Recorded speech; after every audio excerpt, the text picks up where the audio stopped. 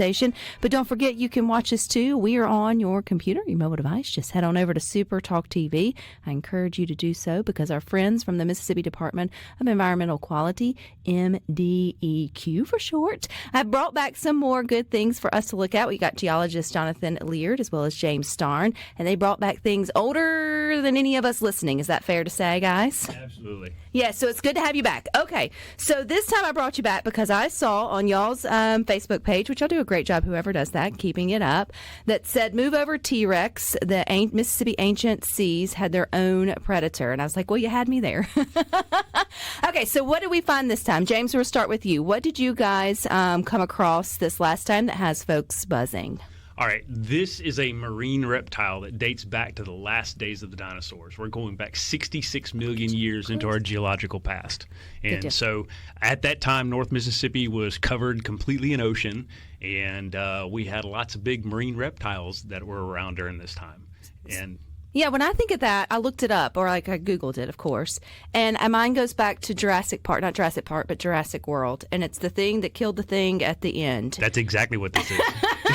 So that's the kind of research I do for this, guys, to kind of put it into perspective, because I think when we think of dinosaurs, we think of the things that are roaming, obviously, on the surface and maybe even in the air, but we forget about that the seas also had creatures that were big and scary and all the things. So how did y'all come? Okay, what had you in Starkville to look for this to begin with, Jonathan? Right. So our main job is not to find fossils. Okay. Our main job is to make geologic maps of the surface of Mississippi. Mm-hmm. And one of the big tools we use is fossils.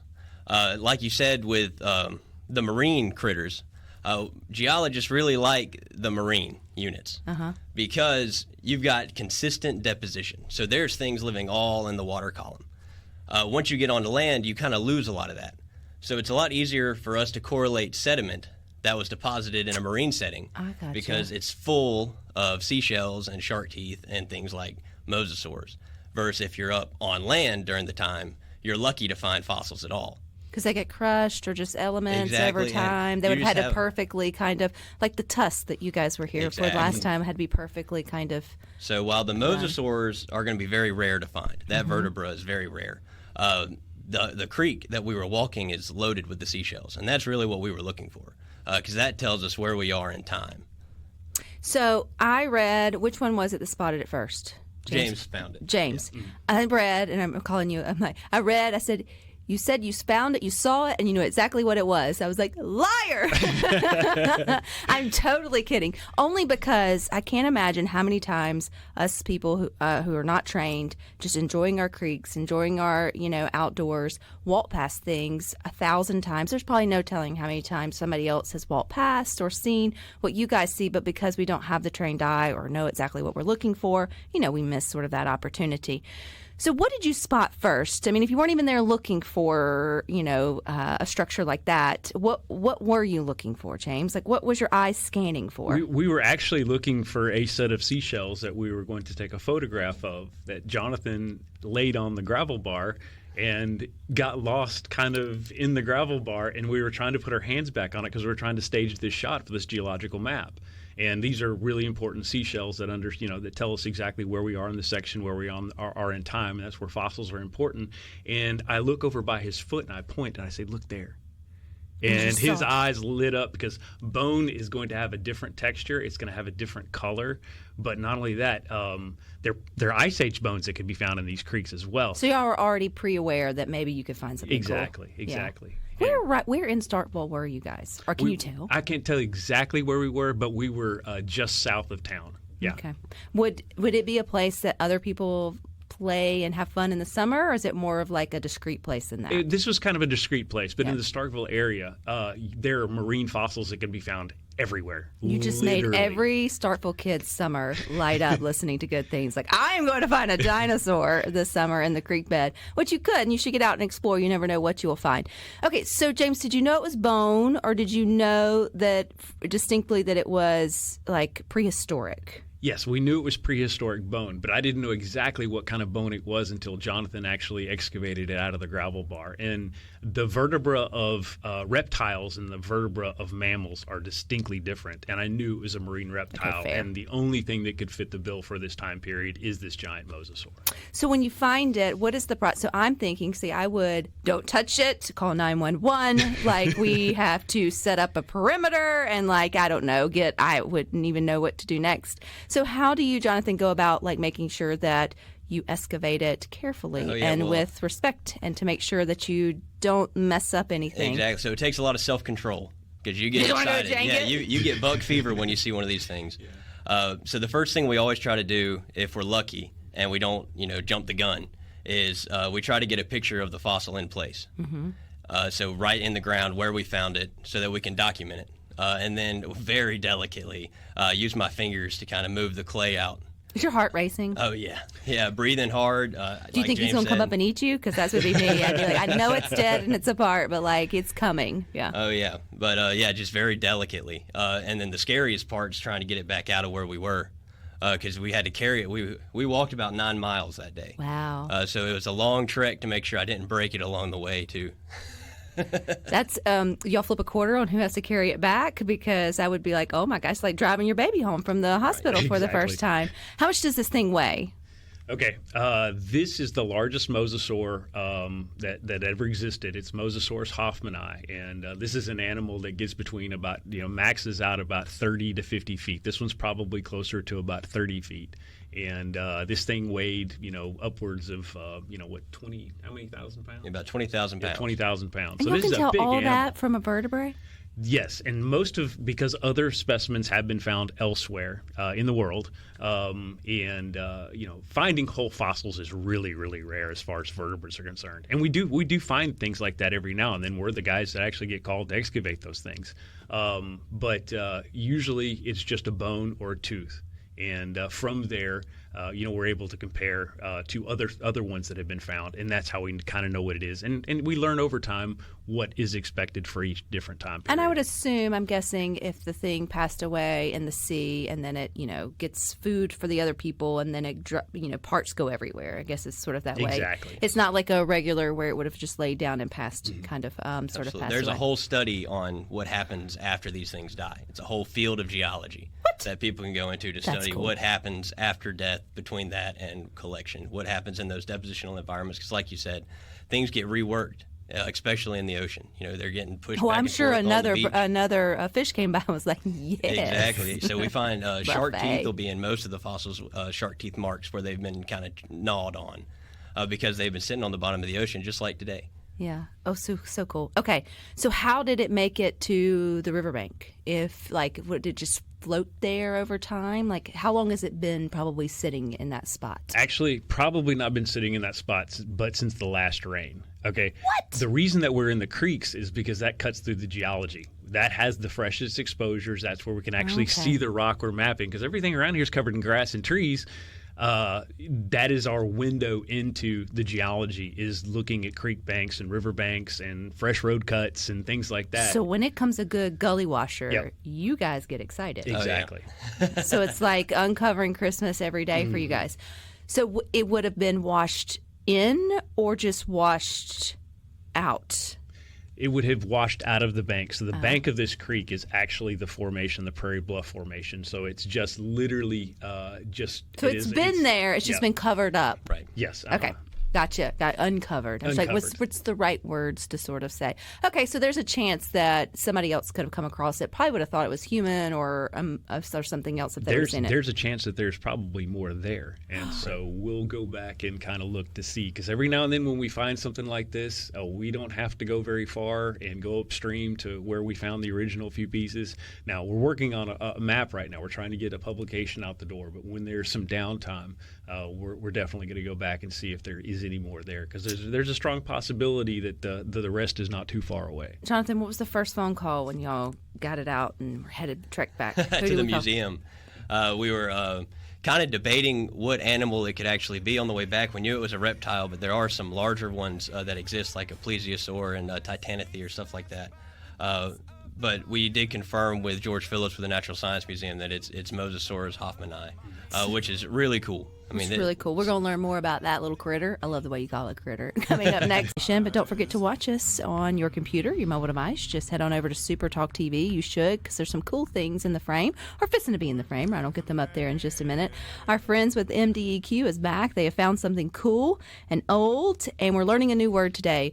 Mosasaur. Did I say it right? Mm-hmm. I did it! And so it's a sea dragon. Is that a fair way of sort of putting it?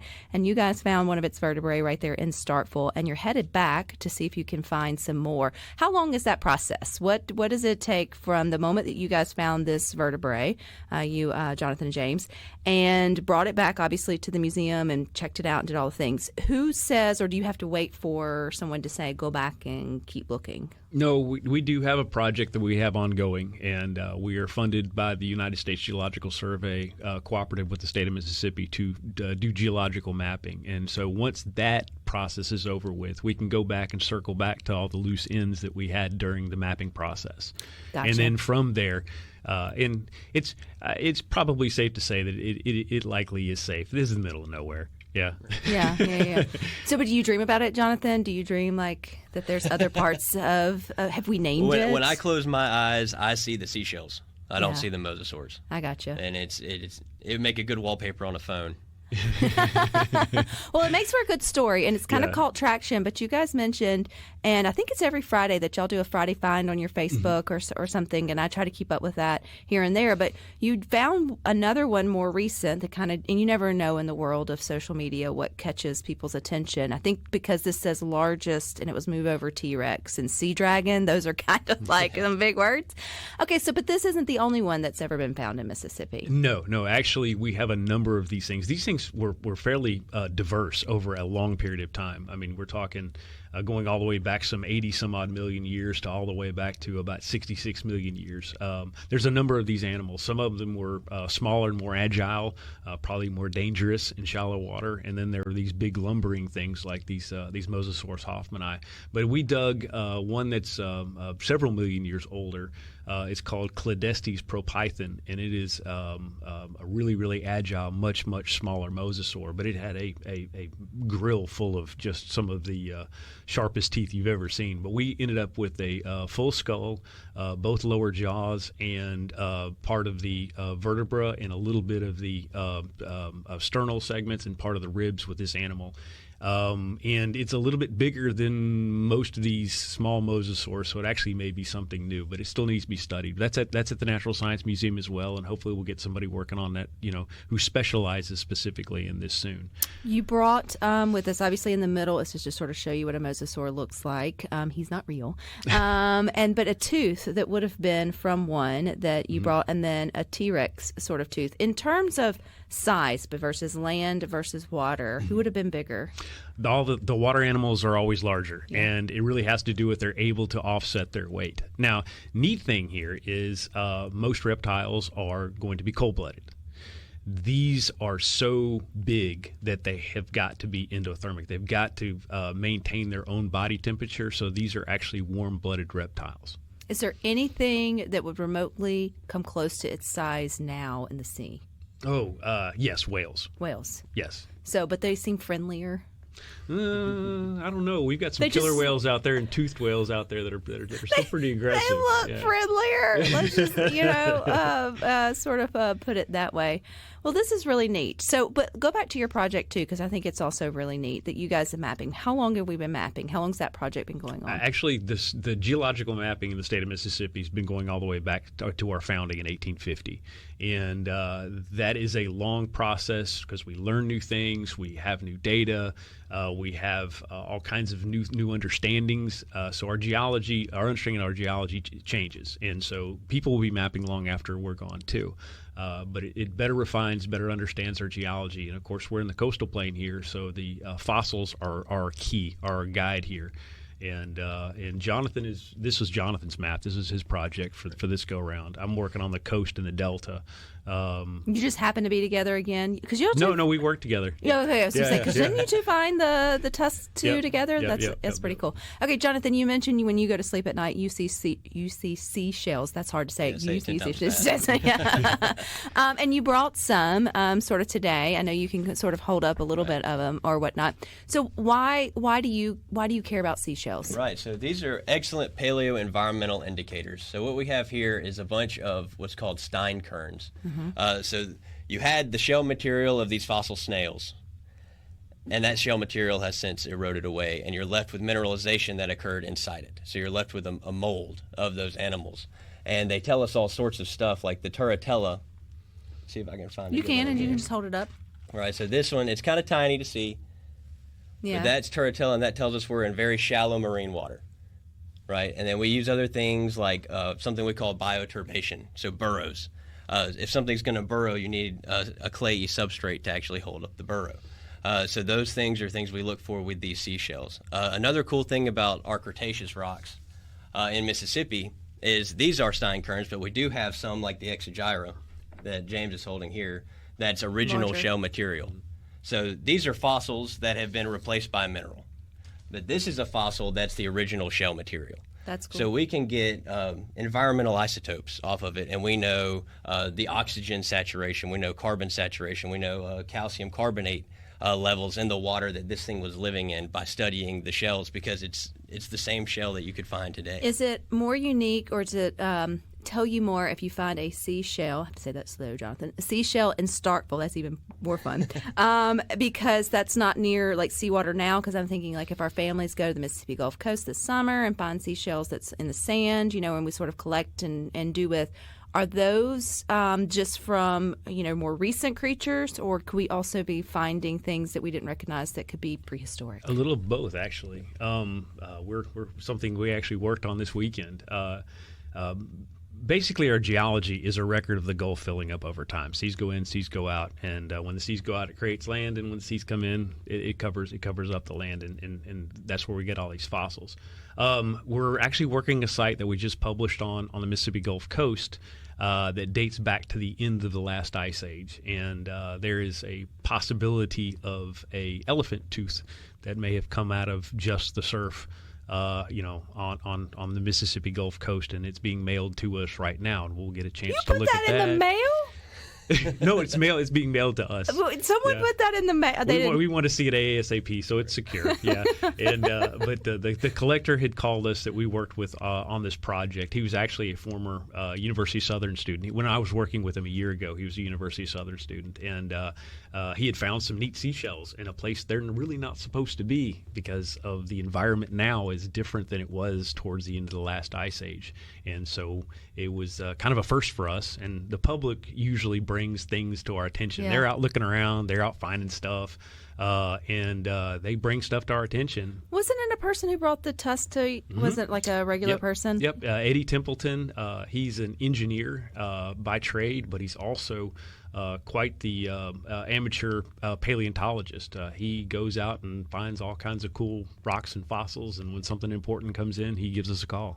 If we wanted to be more curious about that, like I just feel like there's some folks that just have that kind of brain that want to go out and just don't know what to look for, kind of like bird watching, right? But to rocks. We have lots of educational resources out there. We do lots of educational outreach. The Museum of Natural Science in downtown Jackson is a wonderful source of outreach that kind of shows the different things that can be found throughout the state. We actually have some public fossil parks where people can go. Doesn't cost any money. They go, as they want to go collect fossils. And we got fossil guides out there for that are downloadable for free on our website. One of them is in Prentiss County in northeast Mississippi, and that's the W.M. Browning Fossil Park. And it's pretty famous. It's been around for 25 years or so. That's really cool. But we're working with the city of Columbus right now to open up a dinosaur fossil park where people can go collect not just dinosaur age fossils, but dinosaur fossil bones themselves. I I still just don't know what I would do with it, Jonathan. I'm going to keep your card because I said if I find something in the wild, I'm going to call you. Be like, should I call the museum or the cops? I don't know which one to do. But I think this is so cool for people who want to keep up with it. I know your Facebook page, I don't know who does that, but maybe it's just Miss Jan if you're listening. You'll do a great job with that. But where can people keep up with all that you guys are doing, or any of this out at the museum yet to come see? I'm sure probably not yet. It was just found, but... Or you're shaking your head. So we do have a Mosasaurus skull that is on display there at the museum now. But yes, you can definitely follow us on our Fossil Friday. We do that pretty much every week. We left this one up because it got a little bit of traction, so we left it up a little bit longer. But yes, we do the Fossil Friday once a week, and we try to cover the whole state. And y'all have caught some national attention for this. Who all have y'all been interviewing with over this mosasaur? Oh, geez, a little while ago, the Smithsonian Online. Their online journal out of Washington. So that's pretty cool. Pretty cool. I'm not gonna say goodbye forever because I know you boys will find something cool and we'll get y'all back in here. But I appreciate your time and all the cool stuff that y'all are doing. You guys stick with us. We got some more for you coming up next.